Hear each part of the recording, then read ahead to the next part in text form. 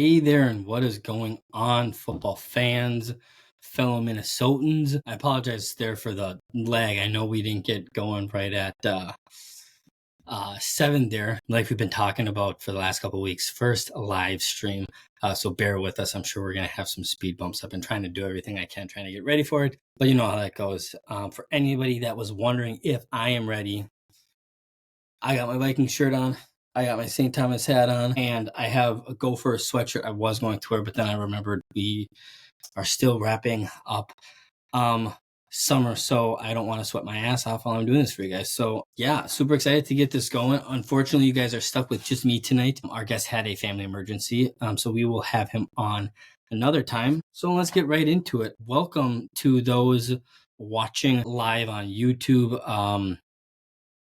Yeah, like I said, really excited to be doing this. I think it's going to be fun. I think looking at everything, I think we're going to plan on doing one live stream a month, just until we kind of get our feet under us entirely. Excuse me. So yeah, it should be fun. And yeah, so without further ado, welcome to the third annual mini weekend football preview. I'm as amazed as you guys are, might be here in just third. It feels like we've been doing this forever. Love doing it for you guys. I love doing this stuff. And yeah, like we do every single year, we'll kind of go over Gophers, Tommie's, NFL as a whole, Viking specific, and then wrap up and get you guys on your way. We also have another video coming up within the next week, like a bonus video. It's not like a weekly podcast or anything like that. So look out for that. And yeah, let's get going. So first up, I thought we'd start with the Tommies like we usually do. The Tommies, once again, the reason we're doing this on a Wednesday, this is kicking off our Wednesday podcast schedule. So yeah, the Golden Gophers and the Tommies get underway. They both have games tomorrow night on Thursday. Both of them being at 7 p.m. The Tommies will be hosting 6 p.m. for the Tommies, as they'll be hosting the University of Sioux Falls, while the Gophers will be welcoming to town North Carolina at 7 p.m.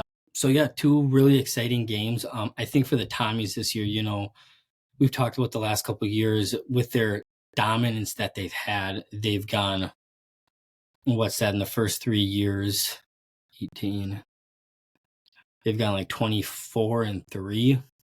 Yeah, 24-3 in conference play, which is unbelievable. Their second year, they went undefeated. And it's worth noting that this year they will be taking on within the conference two of the three opponents that have beaten them in conference play. So it'll be interesting to see what happens. It'll be interesting to see what happens as far as the Tommies are concerned. But I have to say, I think kind of, you know, starting off, one of the things I remember talking about last year that not really, I don't know that I call it a cause for concern, but something that will kind of dictate how this season goes. And it kind of applies to both teams is how is the passing game going to look? I don't know as much about some of these Gopher receivers. They seem young, and it sounds like we're getting some guys from the transfer portal. But for the Tommies, they're keeping back 3 or 4 of their top wide receivers and tight ends.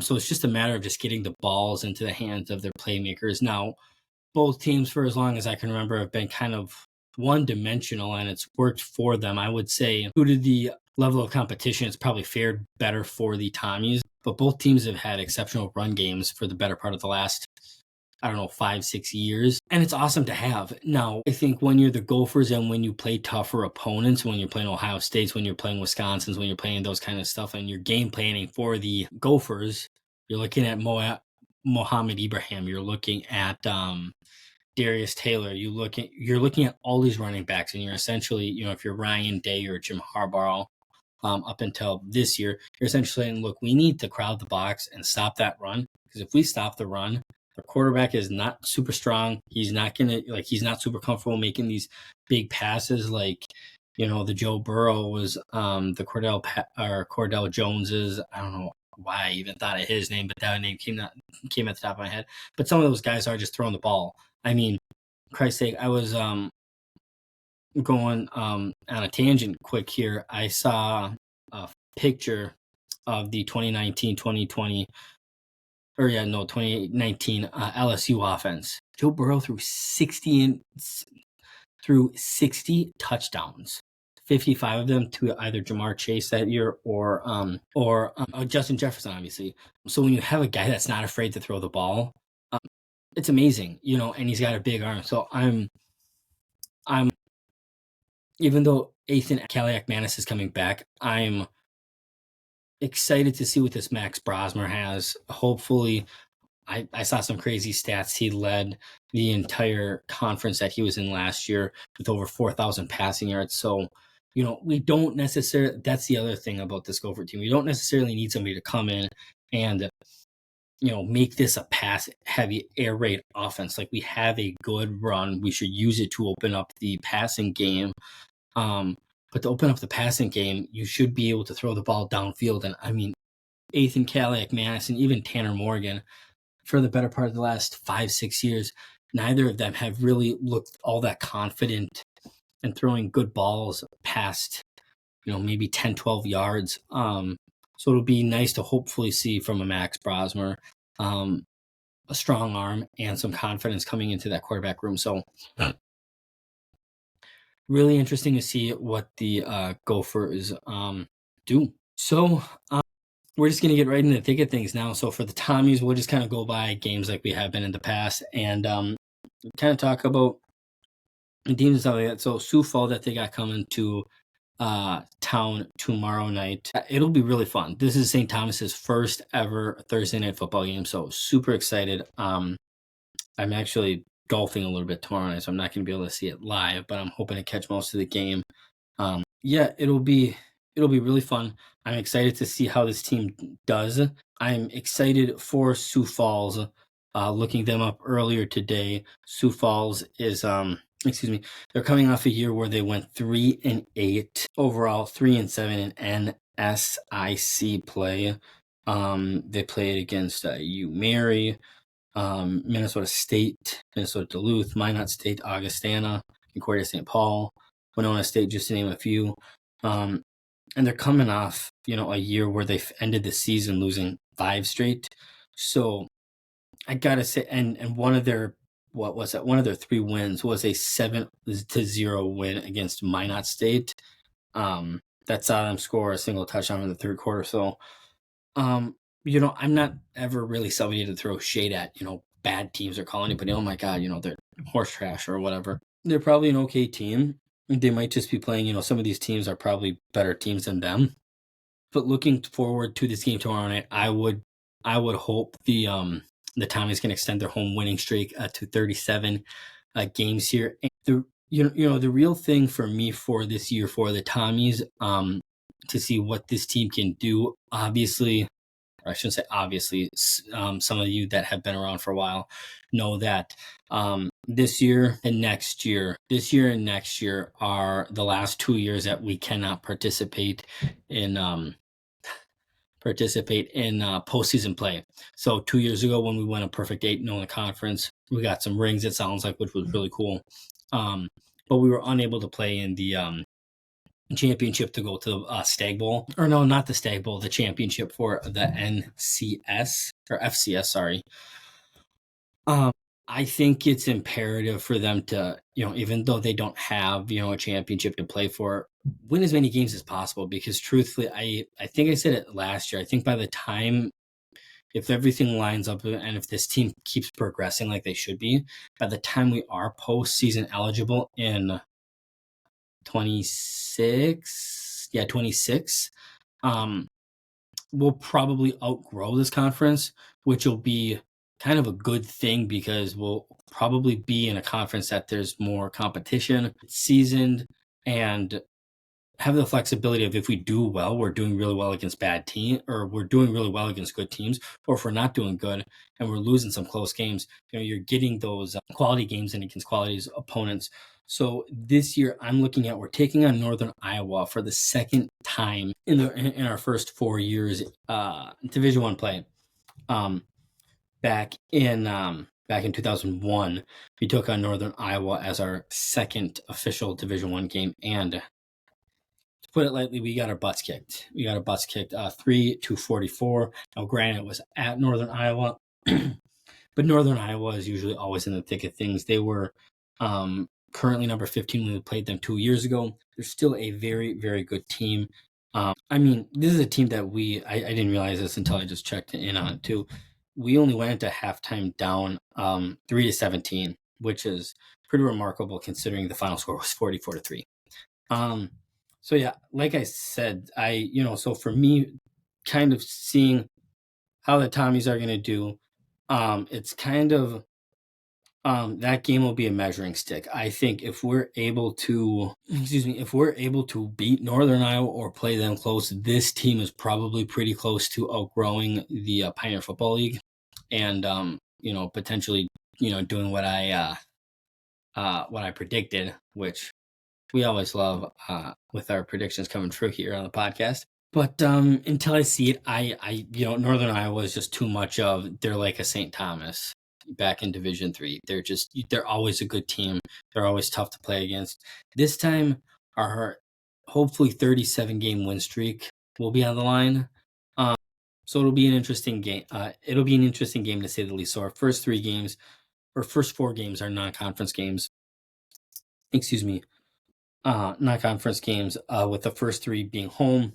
So I got us honestly winning Sioux Falls. I have us losing to Northern Iowa, beating Black Hills State. We've beaten them in the past before, so I think getting that monkey off your back, it definitely helps. And then Lindenwood, they're coming off of a 1-5 year in their conference, and even though we're going down to St. Charles, Missouri, I still think it'll be a relatively easy game for the Tommies. So, and then after that, those games will be taking place on Northern Iowa Saturday, September 7th, September 14th at Black Hills State, and then Lindenwood on the 21st. Then October 5th, we will have our first Pioneer Football League game of the season. And truthfully, the first 3 games I don't think should be that much of an issue. We should go 3-0. Stetson October 5th at 1, Morris in Poughkeepsie, New York, at noon on the 12th, and then Valparaiso October 19th at 1 p.m. in Indiana. Then this is where it gets a little weird, or a little trickier. At the end of October, we host San Diego, who was the first team to beat the Tommies in Pioneer League football play back in 2001. And this time we're hosting them. And I believe we hosted them last year too and beat them. So we're currently tied 1-1. So it'll be interesting to see what happens that game. Morehead State on November 2nd in Kentucky. And then Drake, November 9th. Drake, for maybe those that don't remember, is the only team that was picked ahead of the Tommies to pick first, to finish first in the division. So it'll be, or conference. So it'll be nice getting to take them on. And truthfully, I think that game will probably more than likely decide the conference, unless a Davidson or San Diego has a really, really outstanding year. The interesting thing about the St. Thomas team is I kind of see their floor and ceiling as a little bit tighter than the Gophers, and that's just because they have a little bit more of consistency than I've seen from the Gophers in the past couple of years. So if I'm being completely honest with you guys, I think St. Thomas's ceiling is going 12 games, so going 8-4 overall and 6-2 in conference play, losing to Northern Iowa and Black Hills State in non-conference, and then losing to San Diego and Drake in conference. And then honestly, the ceiling I have for this team is 11-1. I think the best they can do is only losing to Northern Iowa. It doesn't look like they're currently ranked, which kind of surprising me. Maybe they're coming off of lackluster year, but they're even lackluster years for them is pretty good for other teams' standards. So yeah, like I said, floor 8-4 overall, ceiling 11.5 or 11-1. If I'm being completely honest, I think 11-1 is realistic. I don't really want them to lose in the conference. But 11-1, maybe 10-2 losing to both Drake and then Northern Iowa. Yeah. Roll Toms. You can watch the game tomorrow night on Fox 9 Plus or Midcoast Sports Plus, and it'll be a fun game and a good season to watch. So stay tuned. Now, as for the Golden Gophers, I'm going to keep the Gophers even probably a little more brief because for those returning listeners and watchers, we had our good friend Sam on 2 weeks ago, who kind of gave us what he thought was going to happen. And, he had a lot of good tidbits and a lot of optimism for this season. And as optimistic as I want to be and can be, I don't think they're going to go the 10-2 that I think Sam is. I love the enthusiasm and I love his optimism on it. But I just think, in doing this podcast, I've become more of a realistic fan, and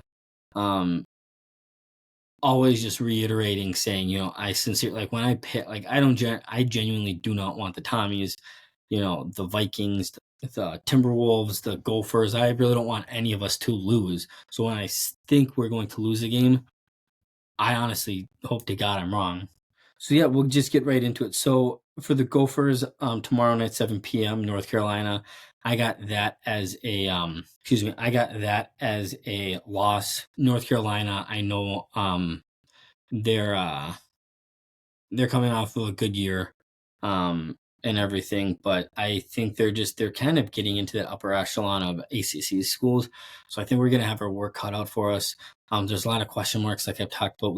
We lost a lot of good talent on the defensive side with Tyler Nubin and some of those guys, and then seeing what we have with Max Brosmer. Obviously, the coaching staff knows what we have and those kinds of things, but us fans, we have no idea.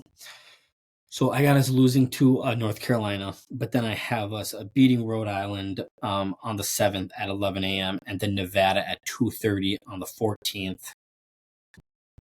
And then, the Gophers only play 3 non-conference opponents. So after those 3, we get back into the thick of things for those that maybe remember.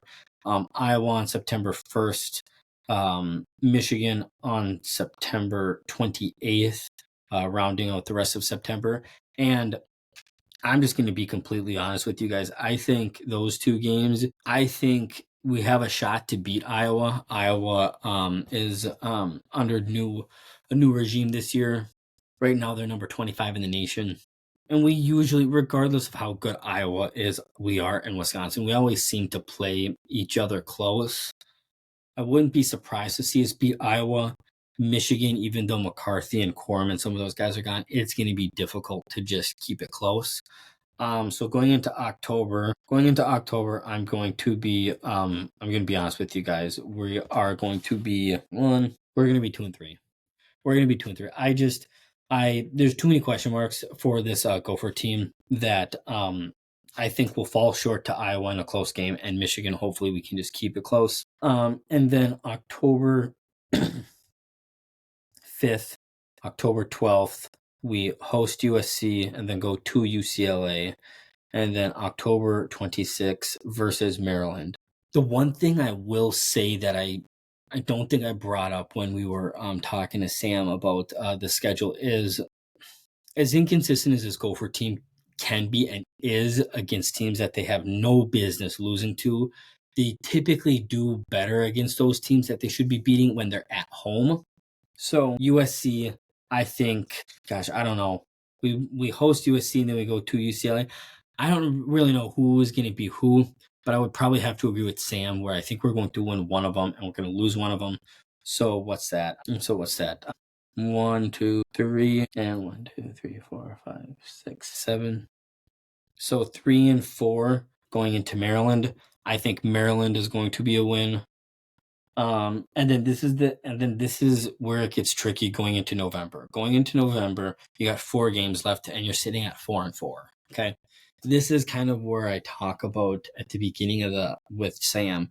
I think getting a win against North Carolina is going to be huge because our last 4 games, we go to Illinois, to Rutgers, versus we host Penn State, who's 8 right now. Then we go to Wisconsin.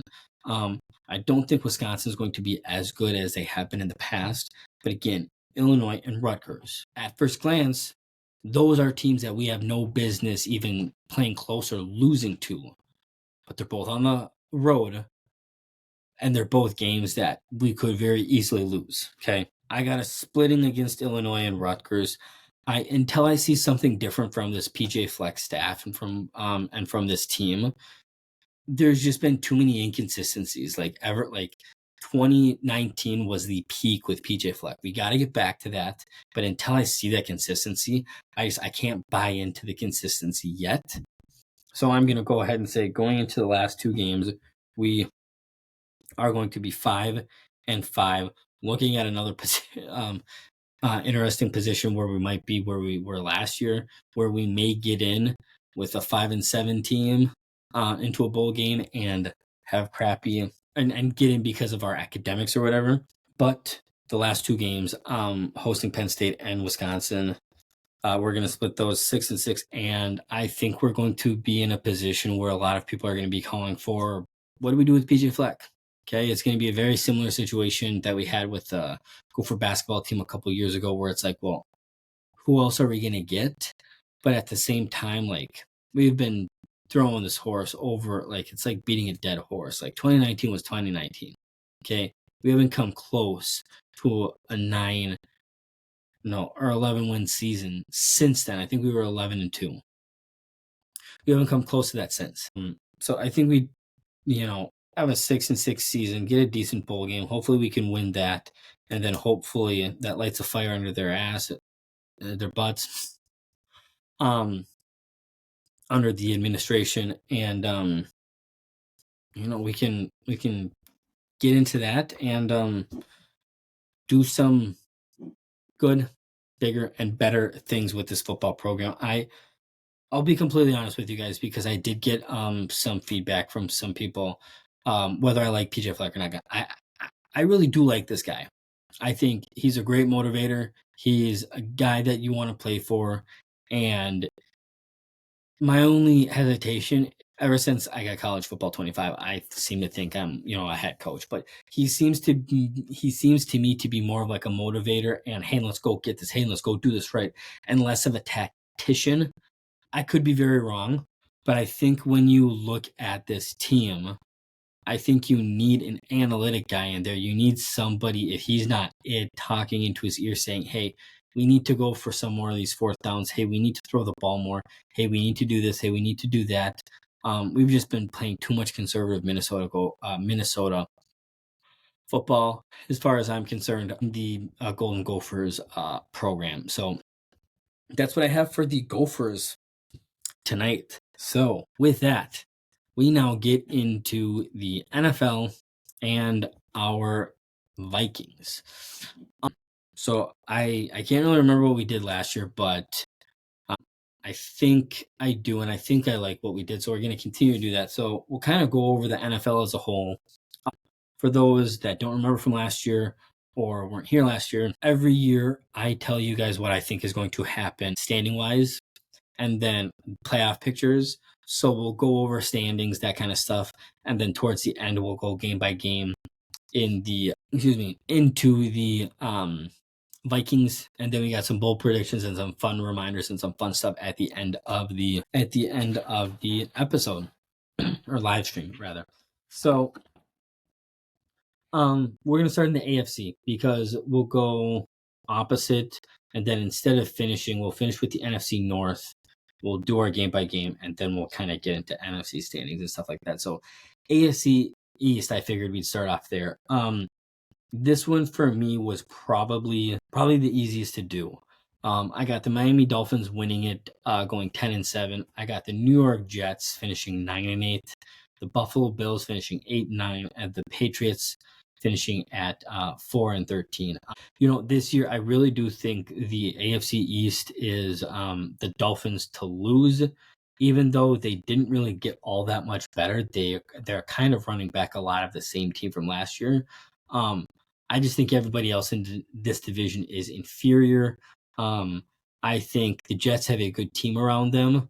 But my biggest thing with the Jets, they're honestly a good and solid team.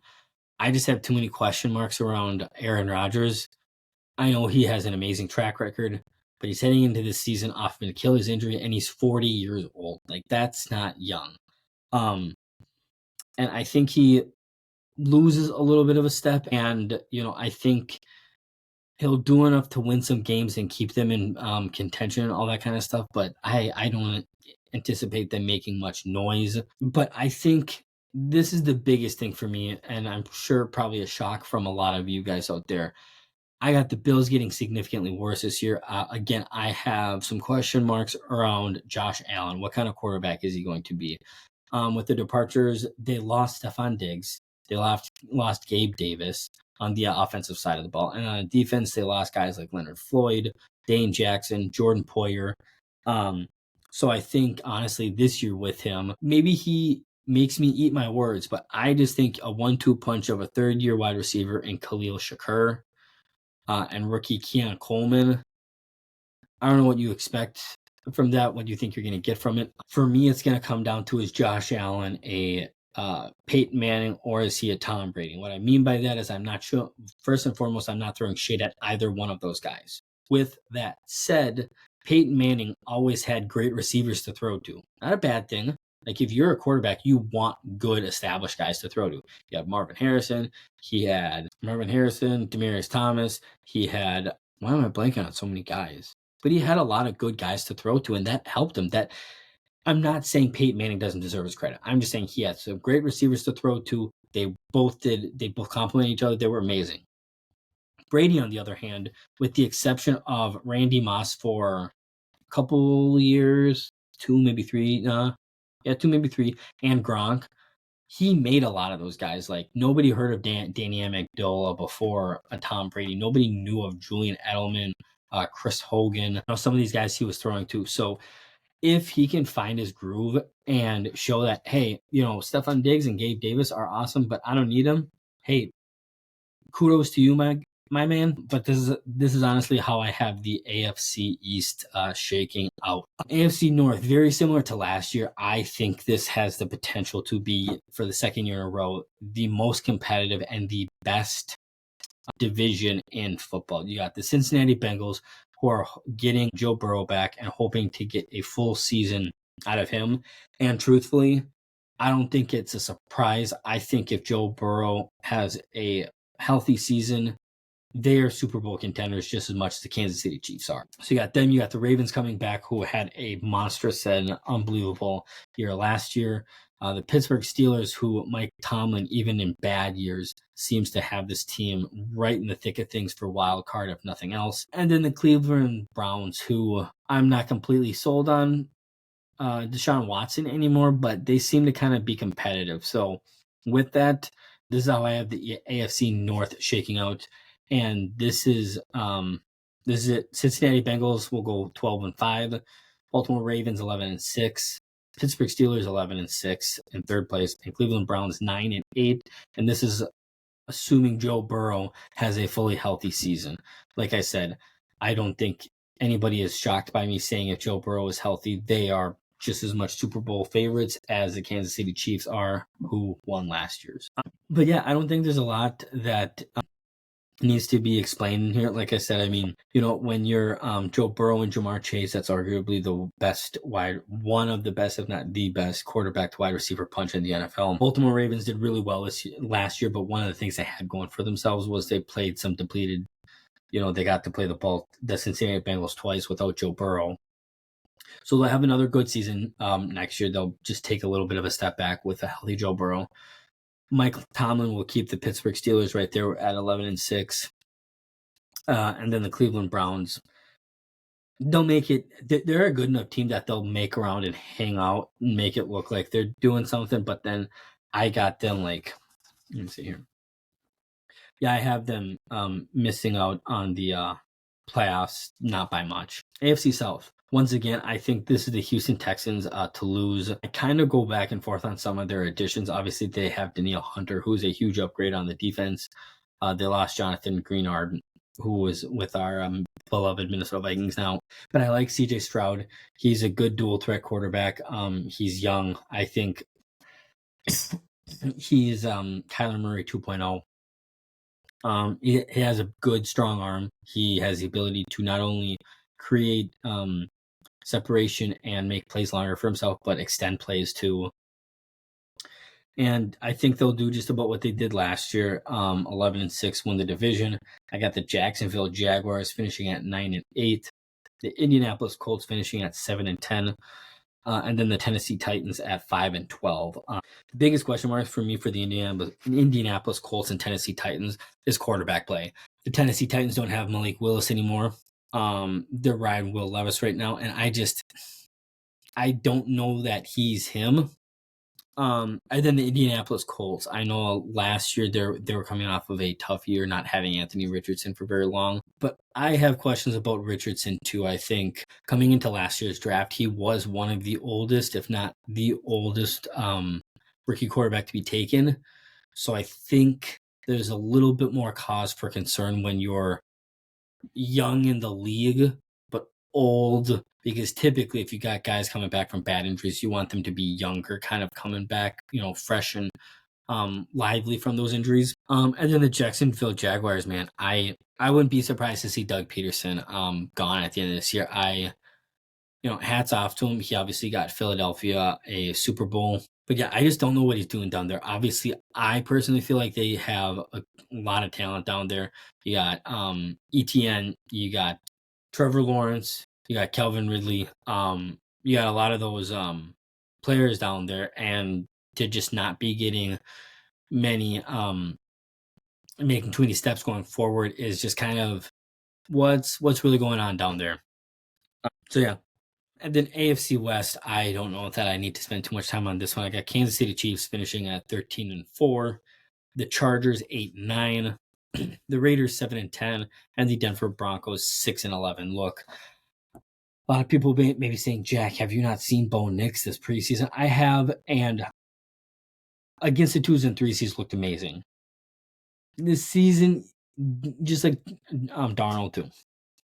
This season, he's not going to be playing against 2s and 3s. He's going to be playing against 1s. I still think he's going to be a dog. I think going forward, he's going to be a very good quarterback. It's a lot for a guy like him to win a lot of games, stay consistent his rookie year. But hey, I could be wrong. Raiders, once again, there's not much clarity on what they're going to do throughout the season. At the quarterback position. So with that, my AFC playoff picture looks like the Kansas City Chiefs with their 13-4 record atop of the AFC, getting the first round bye. The number 2 seed is my Cincinnati Bengals at 12-5. My Houston Texans going third at 11-6, and then by nature of winning their division, the Miami Dolphins at 10-7, and then 5 will be Baltimore, and Pittsburgh will be 6, who both finished with their 11-6 records. Man, I didn't adjust that. And then 7, I said either the Jets or the Jacksonville Jaguars, because they'll both have 9-8 records. I think it's going to be the Jags. I think the Jags are going to be going up against the Cincinnati Bengals in Cincinnati. That Jets team, a 40-year-old Aaron Rodgers, I don't know what to expect from the guy. It'll be interesting and it'll be fun to see him again. I'm not the first one I've heard say this. I would not be surprised if he had such a mediocre or blast season that he hangs him up after this year. So, yeah, that's what I have for the AFC. And then for the NFC, we'll do the West. So I got San Fran above the West. I think you look at the NFC and you got teams like San Francisco and Detroit Lions that are just solid at every single level. So I got San Francisco going 15-2. They have a relatively, I shouldn't say easy, but compared to how dominant they are, they have a relatively easiest schedule.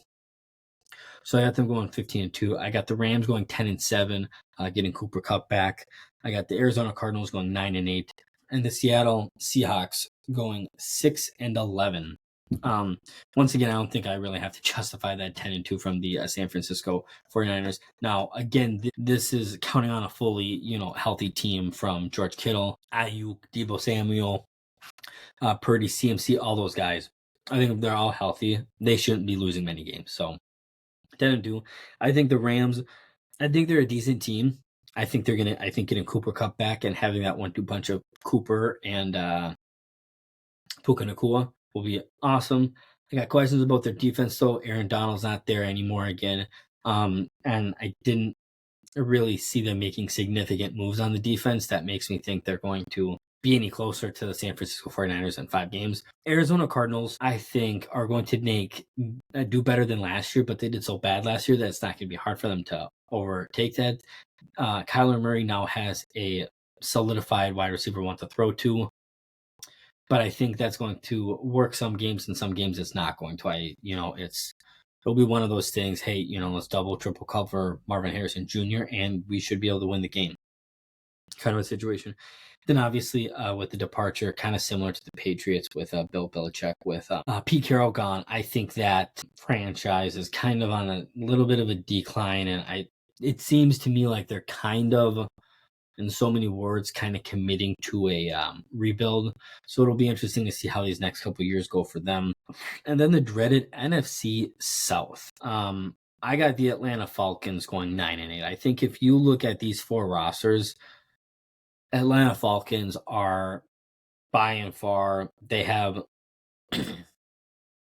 on paper as of right now, even though he's 36 and coming off an injury, they have the best quarterback. They have the best tight end. They have the best running back, and they probably have the best wide receiver one in Drake London too.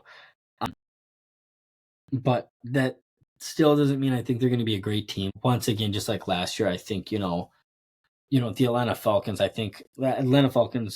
Tampa Bay Buccaneers, I wouldn't be upset for any of you that think Tampa Bay is going to win this. I think it's going to be one of the 2 of them.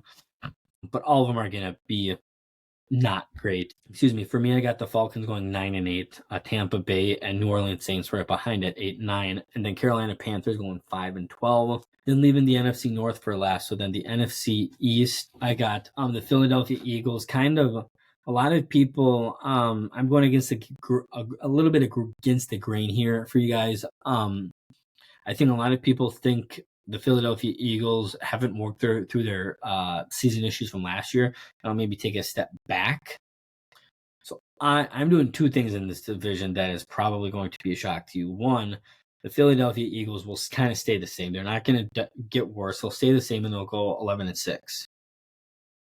The other thing that might shock you, I got the Washington Commanders going 10-7. I think Jaden Daniels is the real deal. I think he's a very smart dual threat quarterback. He knows when to run. He slides often. He's got a strong arm. He looked good in preseason. And yeah, then we get to the Dallas Cowboys. I got them finishing 9-8. Look, they just paid CeeDee Lamb. Cowboy Nation and the rest of the NFL were holding their breaths collectively to see, are they going to pay CeeDee or are they going to pay Dak Prescott? And I got to say, I think they made the right move. I'm not a big Dak guy. I think he's mediocre at best. And I see him kind of taking a step back.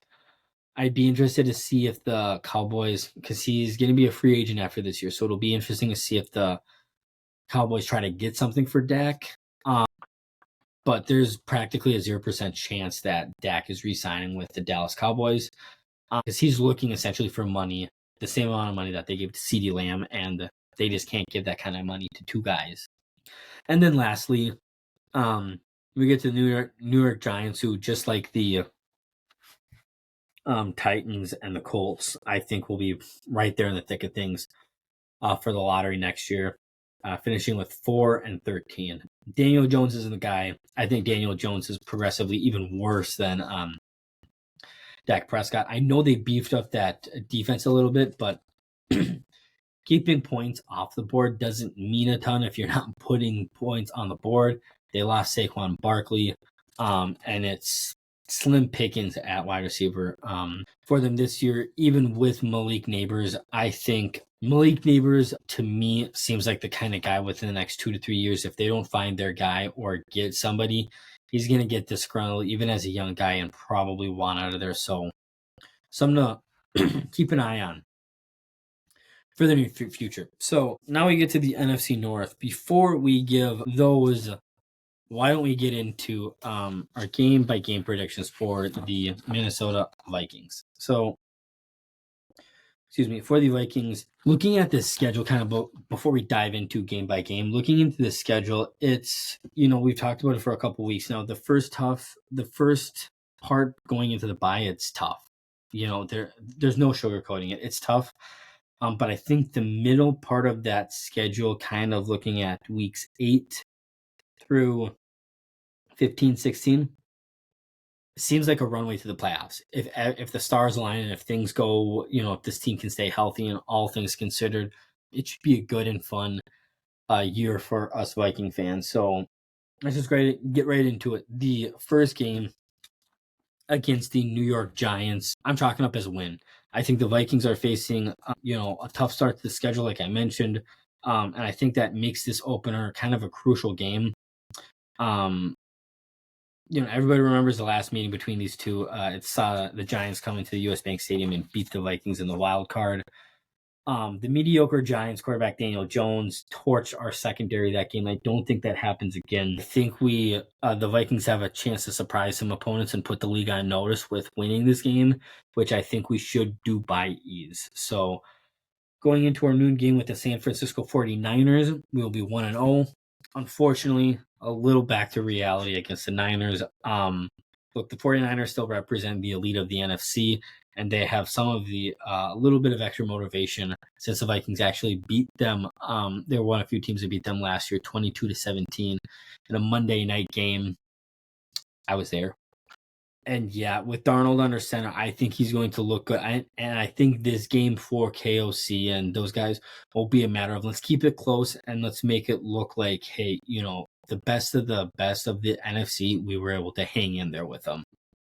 Houston, as much as it pains me to admit, I got this as a loss. This is Diggs's first time coming back to US Bank Stadium since leaving. It'll be Daniel Hunter's first game against his former team as well. And look, I know I've talked about at length the last couple of weeks this new defense that we have, but at the same time, I think we typically in the past have not fared against mobile quarterbacks, and I think that's exactly what CJ Stroud is.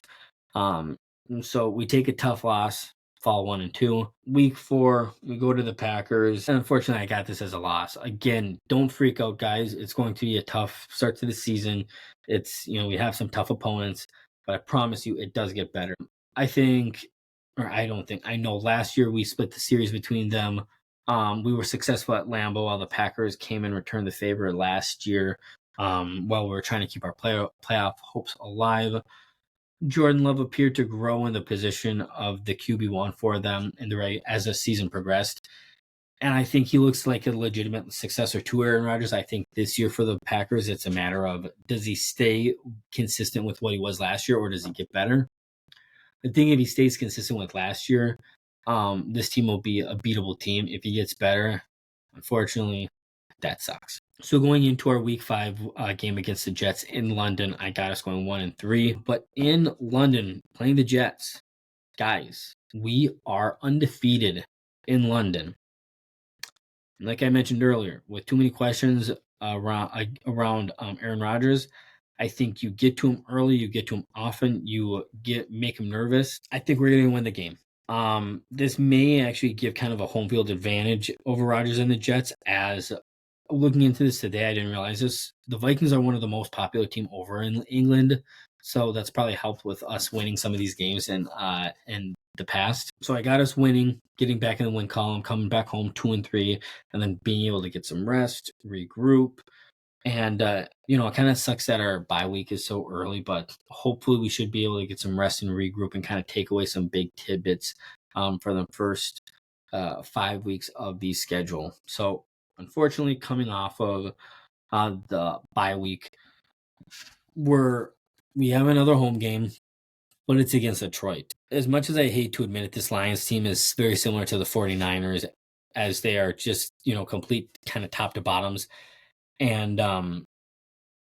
could be a long game. Now, I have heard some people who believe the Lions will not make that next step, but at the same time, I'm of the notion that they proved me wrong last year. They're the champions of the NFC North until they prove otherwise. They're the champs.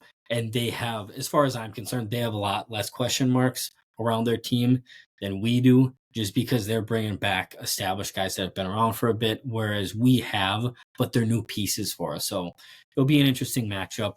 So going into our first of two national televised games against the LA Rams, I got us winning Thursday Night Football in LA to go 3-4.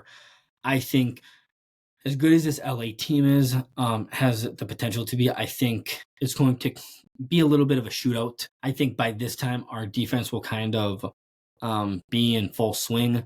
I think offensively we will be looking pretty good too. And I ultimately think I think the Rams have the potential to be a pretty good team this year. They're similar to us, where I think there's just too many questions about their defense. And truthfully, I have more confidence in us on Thursday Night Football. And I think we'll walk out, get the W, and head into week 9, 3-4. Week 9, excuse me, week 9 will then be a game hosting the Indianapolis Colts. And I got us winning that one to get back to 500, 4-4 in the year. We're not going to be favored very often this year, but I think this is one game, a few that the odds makers may expect us to win. And typically, we've seen over the years, US Bank is a tough place to play, and should make it an interesting game. So going into week 10, I got us 4-4. Unfortunately, traveling to Jacksonville proved tough for us. A lot was expected of the Jaguars in 2023, and they were one of the league's biggest disappointments. As long as quarterback Trevor Lawrence can stay healthy this year, which was part of their issue last year, look for this team to register a bounce back year. I don't think we're going to be helped by the heat of Jacksonville at this point as well. So unfortunately, 4-5 after week 10. I apologize. I don't know why I'm dealing with some of these allergies late at night. I apologize. Week 11 at Tennessee, win. Once again, this is going to represent a chance for a road victory for us. I think the Titans will see that their division rival were able to beat us the week before, and they may think that this should be an easy game, but it's not. I think Aaron Jones in the running game, along with our established defense, but at this point will get us back to 500. And then unfortunately in week 12, our first meeting with Caleb Williams, I see them giving us a loss to go 5-6 before we go on a little bit of a run. I think, there's a little doubt that the Bears were the NFL's lead story in the offseason as they picked up Caleb Williams. Well, there's a great deal of pressure on him and his offensive teammates like Keenan Allen, Roma Dunze, DJ Moore. This should be a much improved team and will give us a little bit of trouble just with a cold game in Soldier Field. However, after that 3-game road trip, we come home for 3 games. Week 13 versus Arizona, win. I think this game represents the start of a key area of the schedule. The Vikings have several winnable games. The Cardinals have struggled in recent seasons, but quarterback Kyler Murray is, as much as he is difficult to contain, I think we're the better team. It's not going to be easy, but I see us coming away with the win in this one. Week 14, I really hope he still is, but I'm going to make a bold prediction. I think by the time we see Kirk Cousins or the Atlanta Falcons, Kirk Cousins could potentially no longer be the starting quarterback down there. Again, we talked about it. He's going to be 36, and he's coming off an Achilles injury. Nobody knows how he's going to do, and I don't think it's going to be great. And so that'll be our second straight win of the season. week 15, going into week 15, 7-6, Monday Night Football game at home. After losing in Soldier Field, I think we're going to be hungry for revenge. And in the midst of a winning streak, we are going to split with the Bears and a win to get to 8-6 on the season. Going into Seattle will be another win. What's that? 4 in a row. I think the Seahawks, like I mentioned earlier in the standings, are facing a little bit of turnover after Pete Carroll's departure and Geno Smith maybe falling apart this late in the year with all of that. And I think the Vikings will be able to take advantage of that as they get a tough road win to make a little bit of a playoff push. And then week 17, Green Bay Packers, we will host them this time around. And I think if the Vikings are going to have any hope of putting together a season that allows them to make the postseason and shut their critics up, we're going to have to beat our arch rivals and beat the Packers. And I think we will. I think we beat them, go 10-6, going into a critical game, a week 18 game against the Detroit Lions. And I'm going to be honest with you guys. Dan Campbell, love him or hate him, guy wants to win every single game, no matter the cost. I think regardless of if Detroit has the number 1 seed locked up, the division locked up, he's going to want to win this game. He's going to want to win them all. And we're going to see a team just as hungry as they were earlier in the season. And I think we lose, finishing the season 10-7. Jack, with a 10-7 record, where do you see us in the playoff picture and in the division standings? Good question. I'm glad you asked. So if you don't remember, this is how my NFC playoff picture looks. I got the San Francisco 49ers atop the conference at 15-2. The Detroit Lions will be number 2 with a 13-4 record. The Philadelphia Eagles will be 3 with an 11-6 record.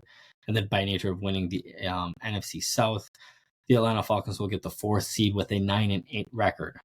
So those will be the division winners. For the NFC North, I have the Packers finishing 11-6, us finishing 10-7, and the Chicago Bears finishing 7-10. Green Bay Packers will get the 5 seed and will probably enjoy beating up on the Atlanta Falcons for a little bit. And then this is where it gets tricky. I think the Los Angeles Rams will finish with their 10-7 record. I think they'll get the 6th spot. And then I think the Washington Commanders will get the last and final spot in the playoffs with a 10-7 as record as well. Believe me, it brings me no pleasure to predict the Vikings not making the playoff picture. But hey, if it makes you feel any better, I am of the nature that I would rather be realistic and say we're not going to make the playoffs and then, boom, be amazed when we win the division, rather than vice versa. We've talked about it before. Eternal optimist over here. But doing this for you guys, it's make me want it to be more realistic with these picks. And as much as I want to believe this team is going to do great things and going to prove to be a lot better than people think, again, there's just too many questions around this team. Is Aaron Jones going to be able to stay healthy? Will Sam Darnold do what I think he's going to do? Is he going to stay healthy? Is JJ going to stay healthy? How many games is Jordan Addison going to stay healthy for? So there's just a lot of questions, as far as I'm concerned, around our team.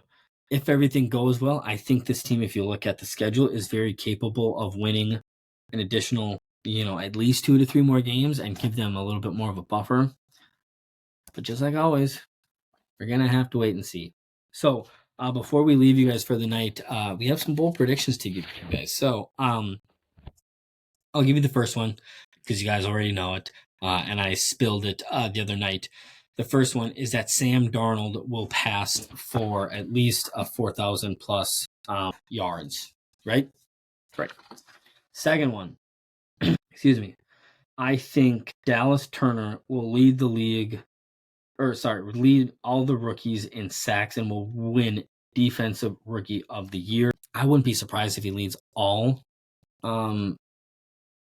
everybody with sacks. But I'm saying that he's going to lead all rookies in sacks. And then lastly, this is going to be key because I think if the Vikings are able to do this, we're going to be able to win a couple more close games. The third one is I think our defense is going to be top 10 in takeaway, giveaway, difference. And what that means is you want to be positive. So if on any given game you're averaging, one takeaway or three takeaways, but you're only given but you only have one turnover a game, you're +2. And last year we were horrible. In the first 4 games, I think we had 4 fumbles and like 2 or 3 interceptions, and we had maybe 1 takeaway. So I think we flipped the switch with a lot of these new faces, and are able to win some of those closer games too. So, like I said, I'm excited. I hope you guys are too. Let's get this football season going off the right direction. As a reminder, go on to ESPN.com to get signed up and get going for our NFL pick'ems. And then we will be doing the first touchdown challenge. There'll be more information this upcoming week. We're finalizing some stuff on that. Super excited to get that going. But lastly, before we let you guys go, join us next week, Wednesday, September 4th, for guest Sam Puppy will be back on it, and we will be breaking down the Giants game, how that looks, and all those fun things. So I will leave you guys there. Until next time, Minny.